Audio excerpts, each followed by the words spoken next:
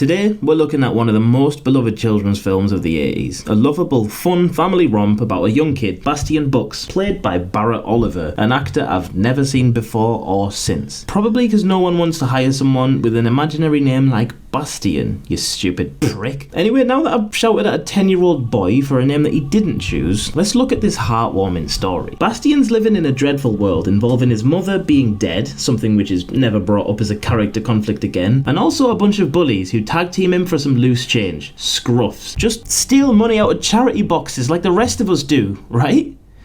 Guys? Well, either way, I do see a bit of reason with these bullies chasing him down and beating him up. It's probably because of his dumb made up name, because Bastian Bucks isn't exactly regular, is it? It sounds like the name of a cartoon millionaire. Thankfully, after being launched into a skip then legging it, Bastian ends up hiding in a dusty old bookshop and finding a dusty old book. The book is the story of the NeverEnding story. It tells of a fantasy land called Fantasia. Sadly, no Mickey Mouse to be seen. Fantasia's being threatened by something called the Nothing, which is, by the way, an unbelievable way to save money on your budget. Careful! Look out for the Nothing!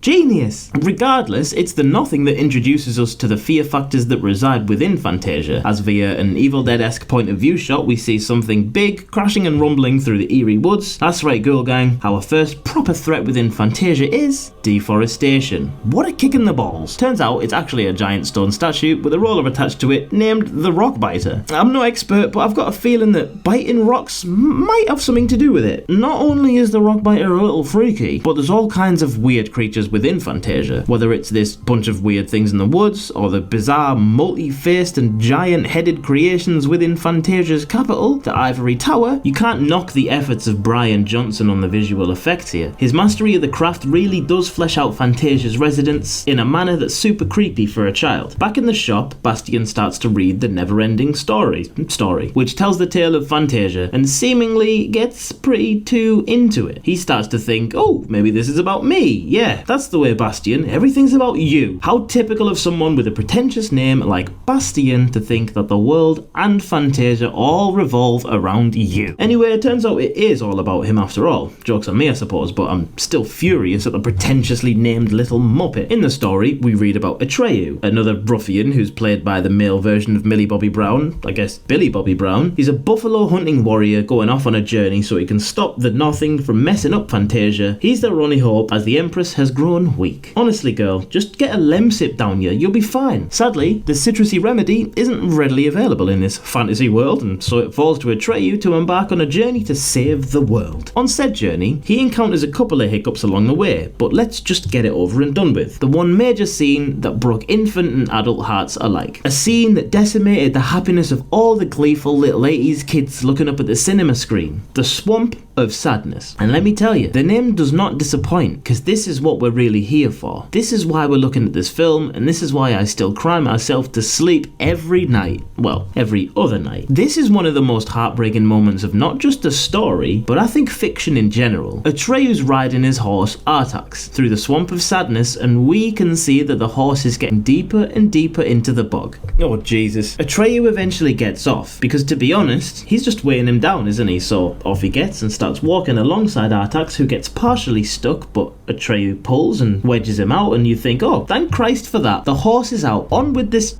weird, crazy tale. They're walking along, and Atreyu's saying something about people who let the sadness overtake them, who get taken by the swamp, and then it happens. The slow turn of the head from the kid as he realises that Artax is stuck in the swamp, which means he's sad, the poor little fella. Then the horse looks back at him, and the horns kick in on the soundtrack, and my heart gets ripped into 1,000 pieces. Atreyu's yanking at him like it's a tug of war.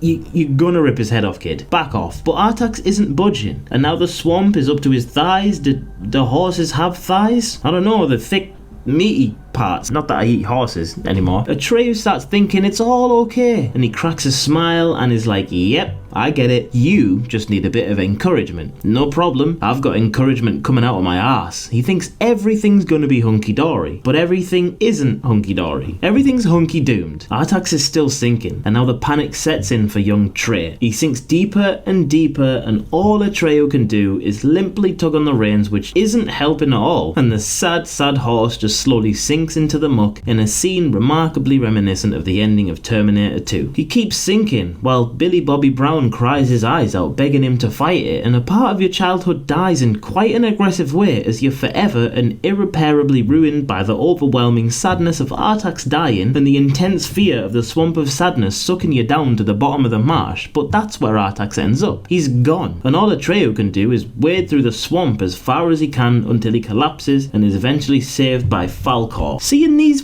2 minutes? He's gone through the stages of grief. We start with denial. That's when he thinks it's all okay and he just needs a hand. Next is anger. That's when he starts shouting at the horse. Bargaining. That's when he begs Artax to fight against the sadness and stay with him. Then depression. That's when he starts wading through the swamp all sad and that while slowly sinking. And finally, acceptance. I'm making jokes because otherwise I'd be crying throughout this recording. I mean, this film is great, but Jesus Christ, this genuinely messed me up. I think I'd suppressed it a little too because I rewatched it and just revealed a whole Pandora's box of emotions that I hadn't felt in some time. Even I began to sink into the swamp of sadness. Thankfully, I was able to break out of it when my sadness was replaced by complete fear, and that's down to another major threat within this world, the Gmork. Not only is it a little tough to pronounce, looking like a bad hand in Scrabble, this bloody thing is a whole load of nope. We first see it during a lightning storm, small flashes lighting up its face as its green glowing eyes pierce the night and its guttural growl fills the air. Just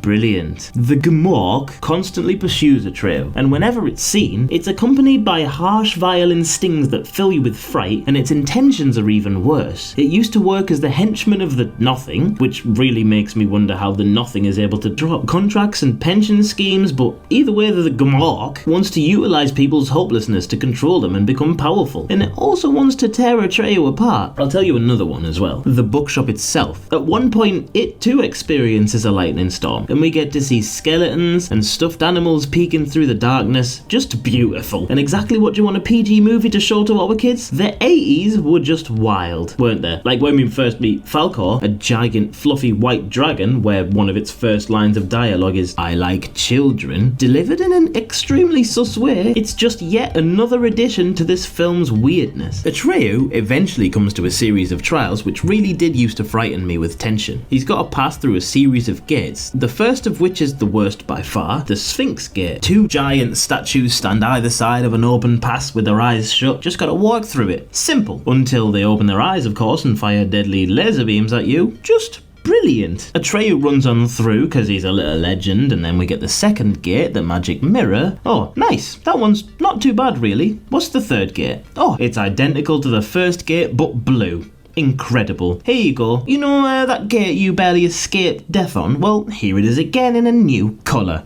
I think that's about all of the nightmare fuel elements from this film that I wanted to cover, and boy is there a lot. Scary wolves, heartbreaking death, questionable dragons, and a bunch of other weird, disturbing creatures, all set within a Dark Souls style world where a constant encroaching void of despair vacuums up everyone and everything. And that to me rightly pushes the never-ending story through the Sphinx Gate and into our nightmare fuel Hall of Fame. Do you remember this film? Did your life get ruined by the death of Artax? Let me know in the comments below. Or Artax is going to come back up from the swamp and drag you down with him into a never-ending pit of despair. Bit like a lot of our content, to be honest. I've been Kofi from Unleash the Ghouls, so thank you very much for watching. Stay safe and try not to sink into the swamp. Come on, boy.